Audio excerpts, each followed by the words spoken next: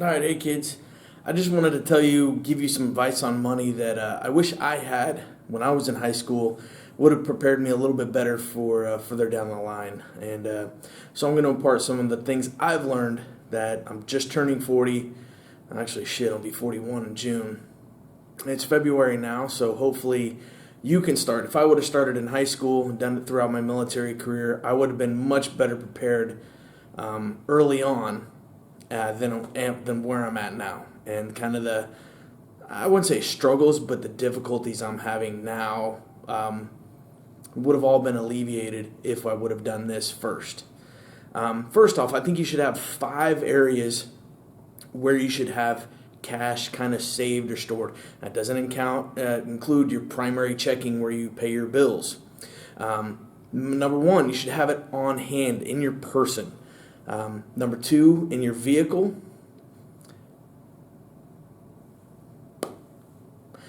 Number 1, on your person or in your vehicle. There'll be 2 different little spots.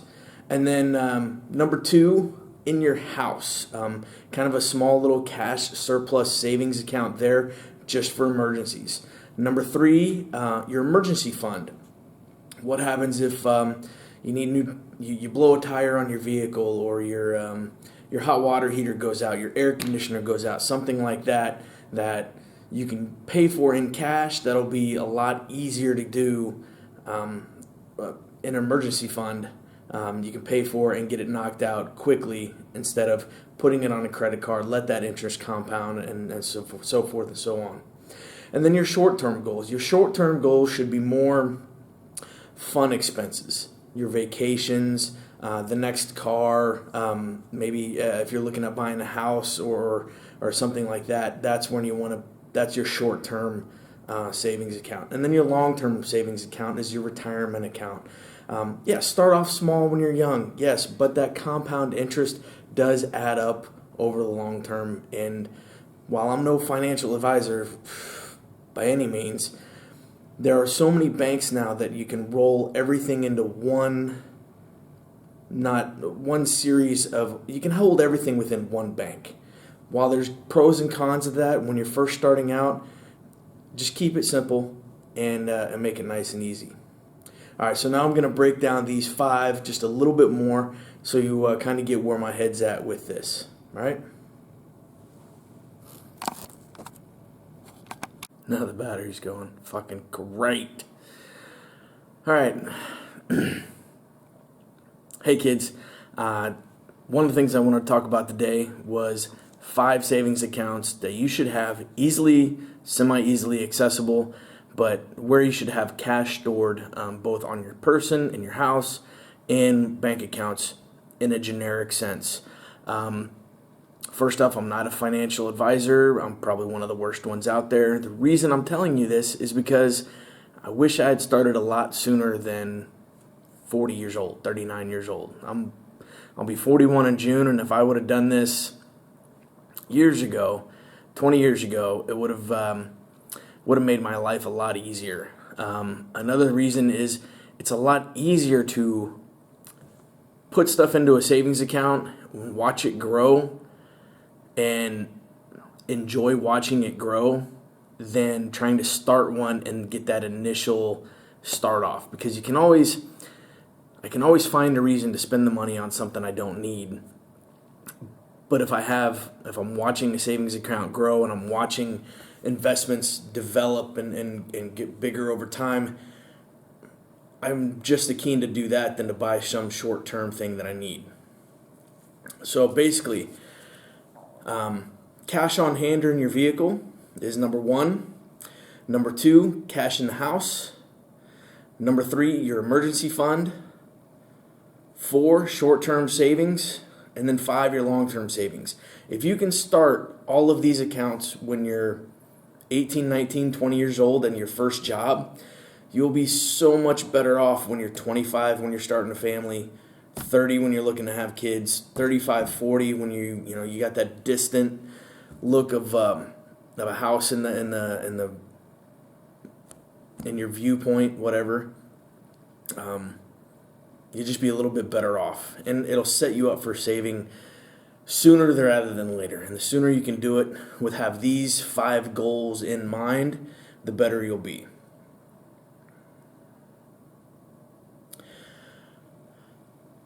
The amount that I'm going to talk to you about is really done in percentages and not a definite amount, because to me, right now, if I'm making $50,000 a year, if I were to have, a year's worth of expenses into savings, or $100,000 in the bank, or $10,000 cash in the house, yeah, that sounds fucking great. Damn near impossible for me to do that with 4 kids and soon to be a mortgage over the summer and expenses and stuff like that. So if you build it up over time, the better you'll be. And I'll try to give you how much you should have each time. So first off, cash on hand or in your vehicle.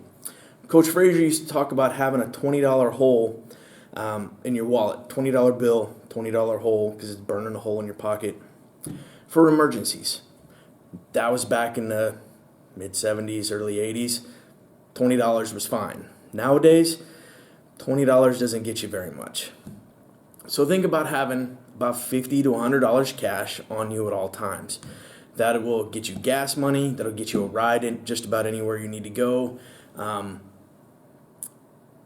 It's just a good thing. Now, where to put it on yourself? Yes, keep some money in your wallet.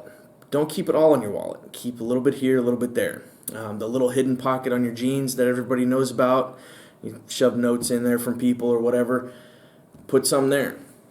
Another place I like is, caught it, behind my phone case. Got my phone here, just slide the money right back in here, pop it into its phone case.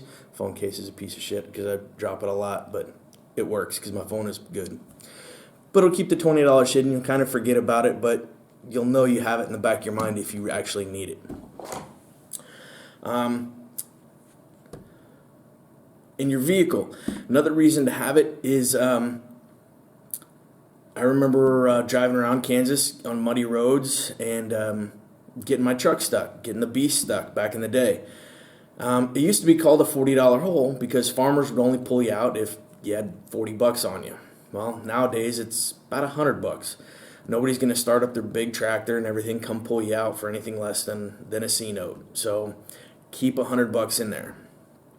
Now, where do you keep it? If somebody breaks into your vehicle, the 3 places they're going to be looking is the center console, the glove box, and underneath the front seat. That's where everybody keeps everything, especially if you got one of those little visor attachments. That's where people keep everything. Those are the first places they look through. So where can you keep something? Well, find a little hiding spot. One of the things not to use are little pill containers. They're great. They're a little convenient. They keep everything stored. They're really easy to find. But that's one of the things people are looking for when they break into cars, is pills. Any type of prescription drugs, anything like that, that's one of the first things that people steal. It doesn't matter if it's Tylenol or whatever. It's just one of the first things to go. What I like to use are the little M&M containers. Reason is, you can keep about $4 in quarters. Great for air machines, anything like that. If you get stopped on if you're taking a break and you need some caffeine on a long stretch of interstate and you have a soda machine up there, well, then you got some coins for a soda machine if for some reason they don't take dollars or cards or anything like that. And then you can also put a nice little stack of bills in there. Use a very small hair tie, hair band, whatever you want to call it, and then put the bills on top with the coins on the bottom.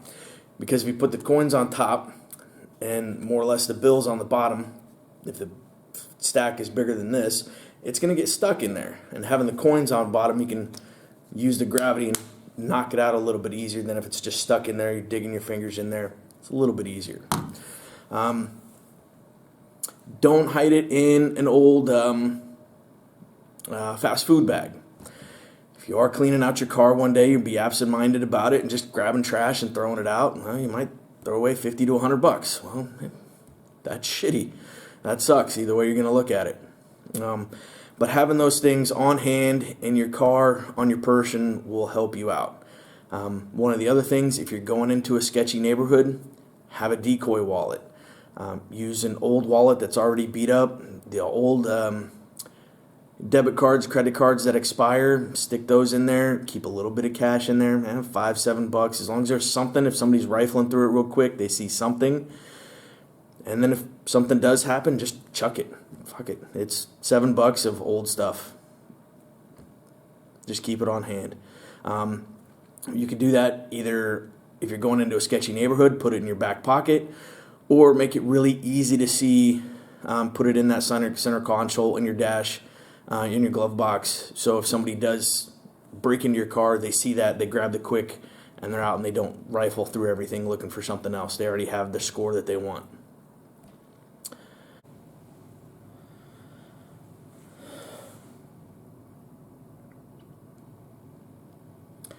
All right, guys, now we're going to go over cash on hand and cash you should keep in the vehicle.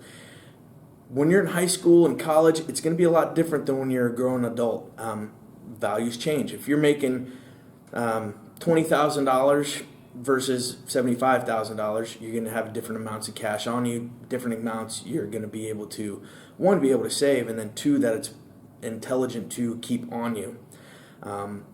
This is just a rough number, but it's something that I always kind of kept thereabouts.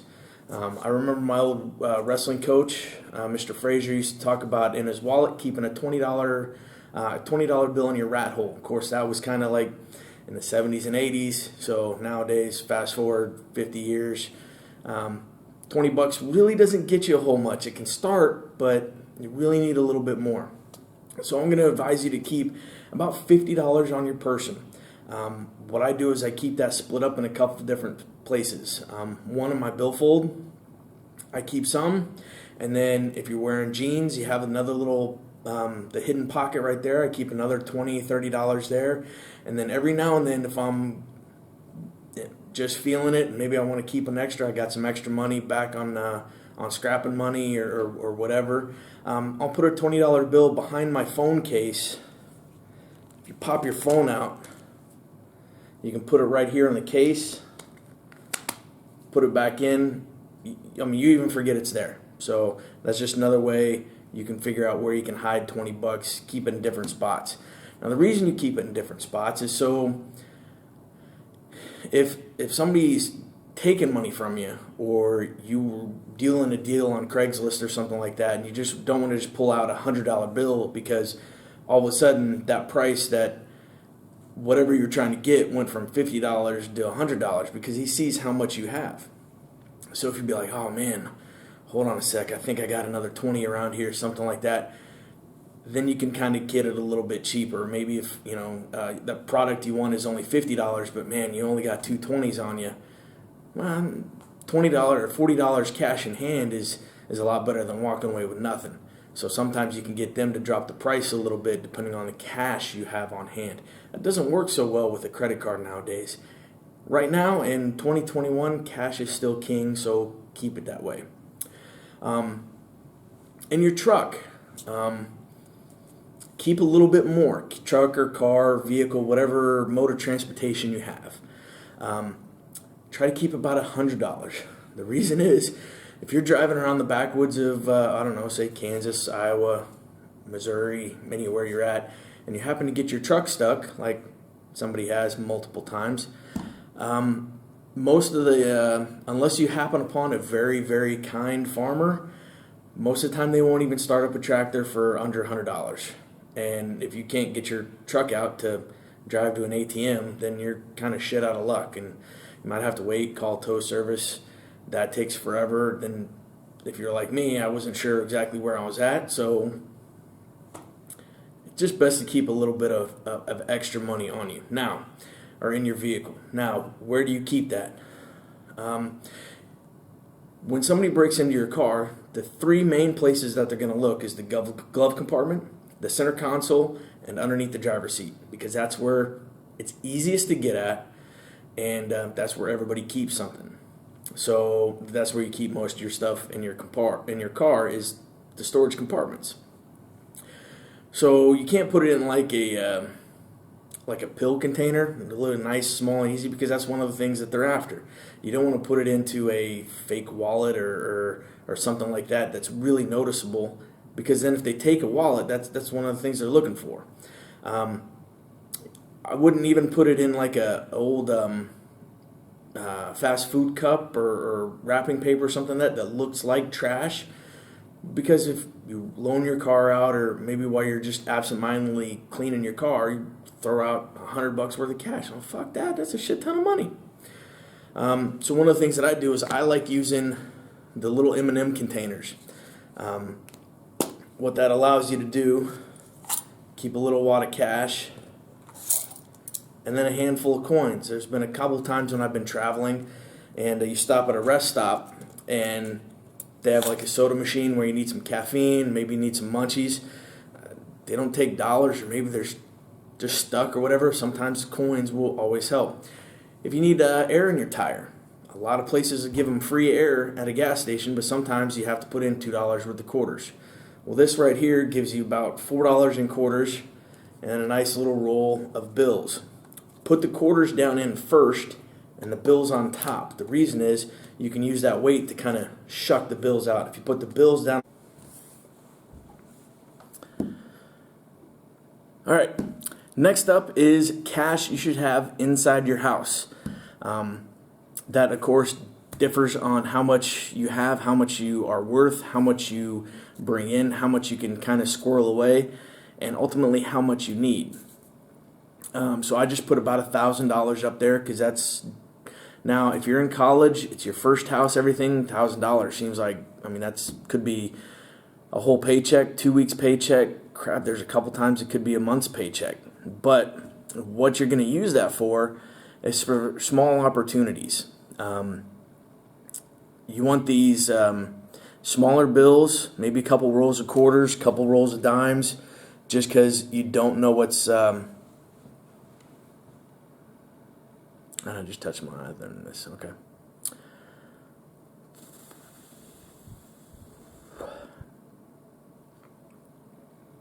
All right, so next up is cash in the house. How much cash should you keep in the house, hidden away, squirreled away, whatever you want to call it, and why?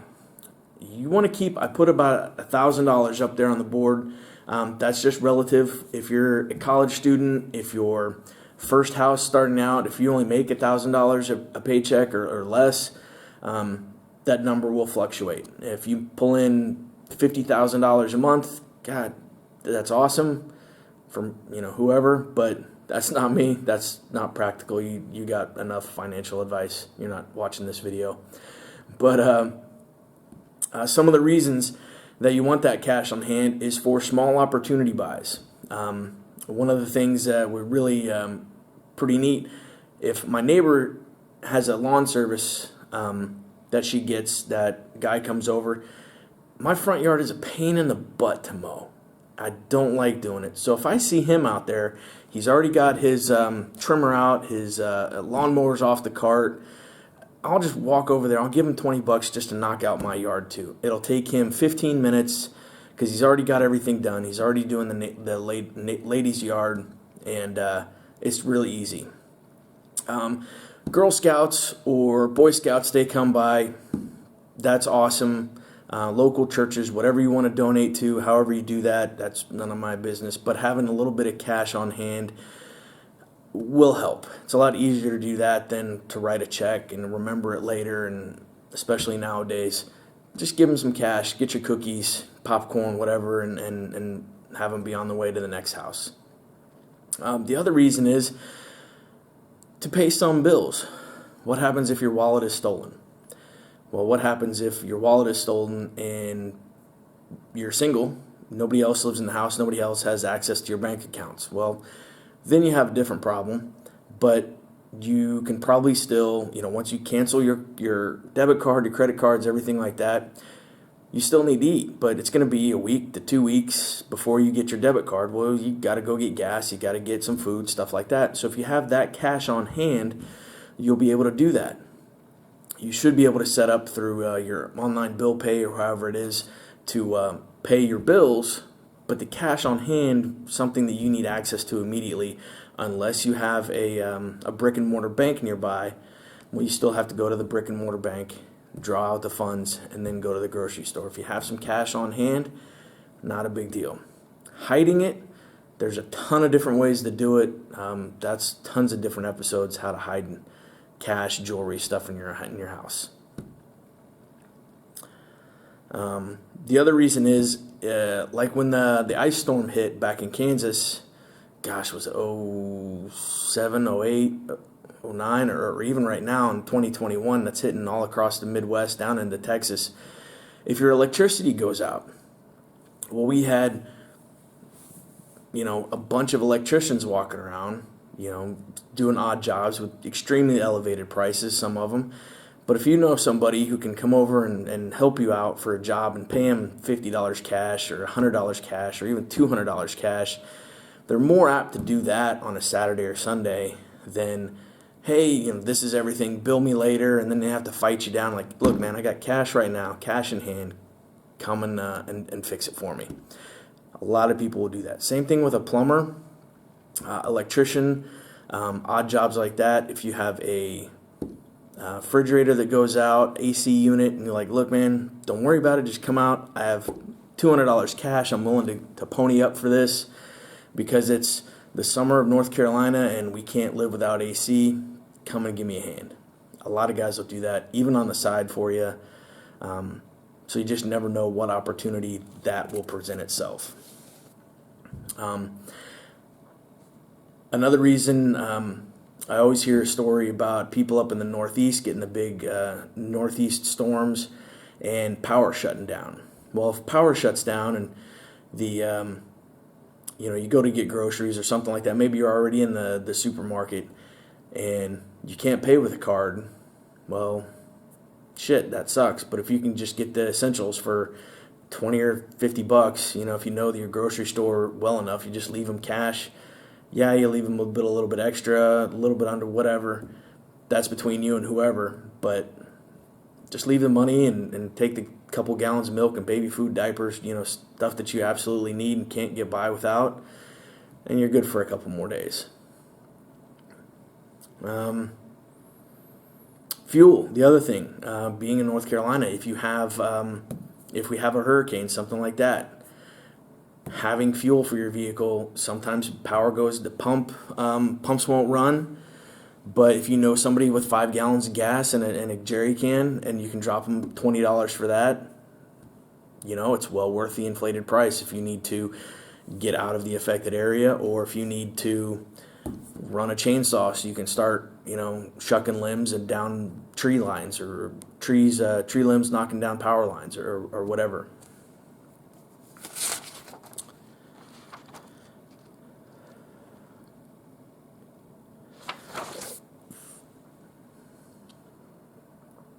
All right, so that is cash in the house. So your emergency fund. All right, now here's where we get into percentages. Your emergency fund and your short-term and long-term savings should be a rolling, always contributing type of savings account. What you should be doing is each of those should be in a bank account because they should be in addition to cash on hand. But something that's easily accessible doesn't always mean that it's always easily to be withdrawn from. If you can deposit it really quick or if you can withdraw it really quick, that's good, except for the long term. You want that one kind of built up. I've always gotten recommendations that it be a Roth IRA to invest in for long term, and the sooner you do that, the better. So your emergency fund, ideally, you should have about 2 months' pay in your emergency fund. That would cover, main thing, if you have a loss of job, if you have a large medical bill, something like that, to where you're out of work for a little while, but you'll be coming back in some time. Well, having that little buffer fund of an emergency fund, you can get by everything for at least 2 months. And if you can get through 2 months, you can find a way to make it 2.5 months. You can stretch things, squeeze things other places, make do, and go without. Might be able to stretch in 3 or 4 months. If you're not, and once you have 2 months, you should be able to looking at making it 3 months. It should always be kind of increasing a little bit. First, you should start off with that being about 10% of your total paycheck until you get about 2 months of your paycheck. So let's just use even easy numbers. So if you're making $2,000 a month, then you should be putting about $20 into your emergency fund each paycheck. No, each month. So paycheck $1,000. Wow, I'm fucking that up, ain't I? All right, how much you should be putting in your emergency fund should be equal to about 10% of your paycheck until you reach that 2-month total sum. And then it'll drop down. So it should be kind of rolling. Once you get 2 months in your emergency fund, then you should be putting that 10%. I got to explain this better.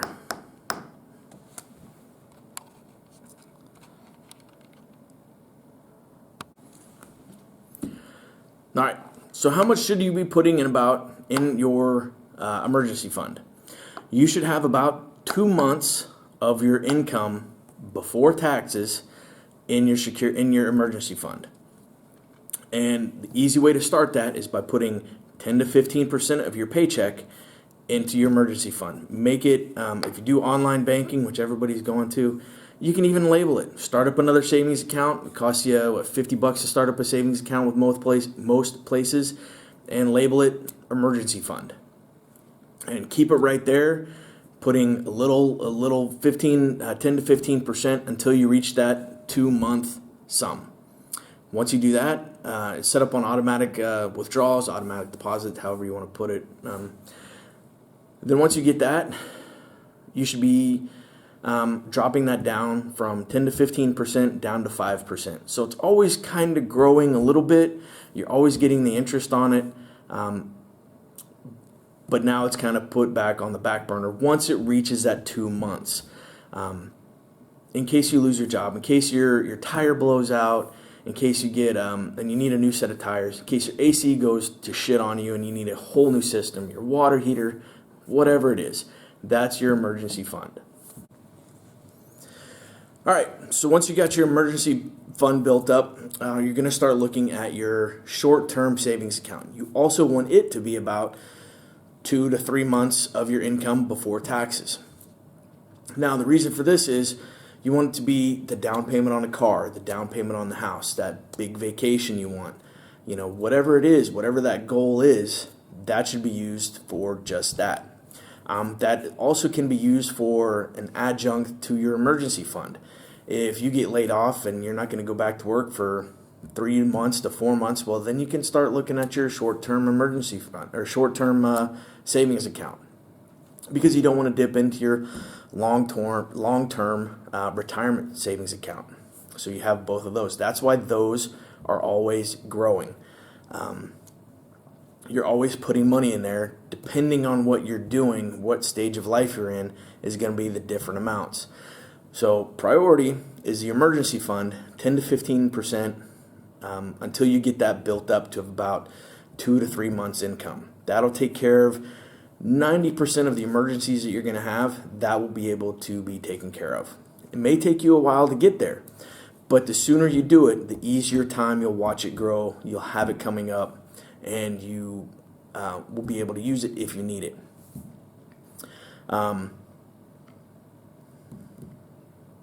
So once you get that 10 to 15, once you get that 2 months, the 2 months in your emergency fund built up, and you were putting 10 to 15%, drop that down to 5% and start putting 10% into your short-term emergency fund, your short-term savings account.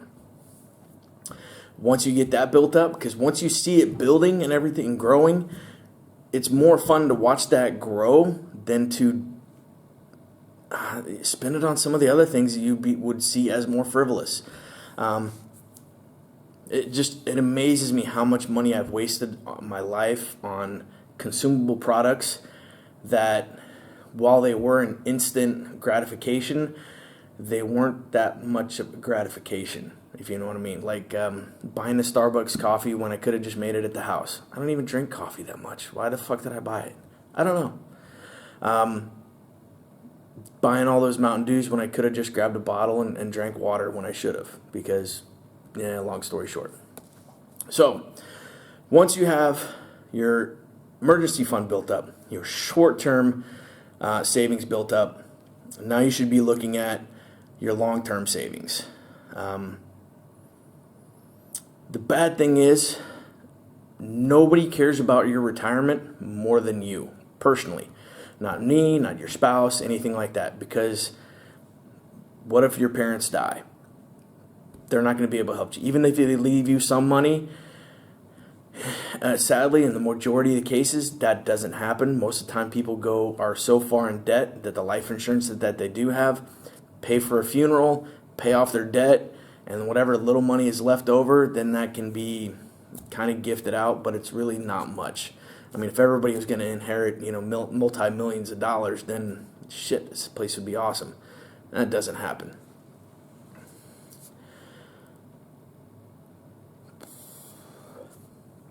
So you got your emergency fund, your short-term savings. Now drop those down to 5% each, and now start putting 10% of your monthly income into long-term savings. You'll be able to watch that grow. The compound interest will be going up higher than, really, once you start saving like that and you start seeing it go up long term, and you don't check on it for 4, 7, 10 months, 2 years, and you're like, oh shit, that's a nice little chunk of change in there, and then that keeps going. Now, what happens if you do have an emergency? Well, then all the percentages shift just a little bit. Let's say you wipe out your emergency fund, you get rear-ended and you have to pay for, $5,000 on the damages of your car. Well, there goes your emergency fund and there goes your short-term savings. Keep putting 5% of your paycheck into the long-term savings, but then start building up your emergency fund first, the exact same way. And then once you get that built up, then start looking at your short-term savings account. And then when you get those settled, then start putting as much as you can save into your long-term savings account. Yes, the only thing you can guarantee for retirement is the money that you set aside for yourself. Who knows where Social Security is going to be in 5 years, in 20 years when I'm ready to retire? Who knows? I know too many people now who are relying on that money to get by. And especially on a fixed income when you're that old and you have to worry about your prescription medication or what food to eat, and you can only give your grandkids, $4 or $5 for their birthday instead of, $20, or that one thing that they wanted, or that costs $25, or new video game that costs $50, or whatever kids will want then. When you're limiting yourself like that, that just sucks. I can't imagine trying to, now I have before when I was broke as hell, first married, kids, and you're like, oh shit, I need money for diapers and we have nothing. Well, I got a couple rolls of pennies and some quarters, and let's see what we can do. Get the small pack of diapers and the small pack of formula, and you're eating MREs you can acquire from work for a couple of days over the weekend before payday, and I know it sucks. I can't imagine being 70 and going through that same type of uncertainty. That would really make me worried. So if I would have done this sooner and done more of the delayed gratification, I would have been better off now. But now that I got a handle on it, I'm going to be better off in 20 years, in 30 years than I am now, than a lot of people are. And I hope you can follow this as well, because this is a good way that will set you up so you are more financially stable, not necessarily secure, because who knows what financial security will mean in 20 years. but you're more stable. If you lose a job, if your car gets wrecked and you have to pay for repairs, you will have that. I don't want to call it a nest egg, but this type of financial security that you can do something with and maneuver, shift left or right, whatever you got to do before you can find a new job, before you have to move for that job. You're displaced by a hurricane or by flooding or whatever, you can move those things around. I hope this finds you well, and have a good one. Bye. One of the things I wanted to add in was get good at using a Microsoft Excel spreadsheet or any type of spreadsheet.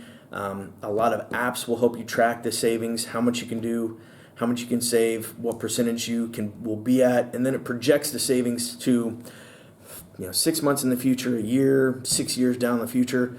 Use those kind of apps to track yourself to where you can be at.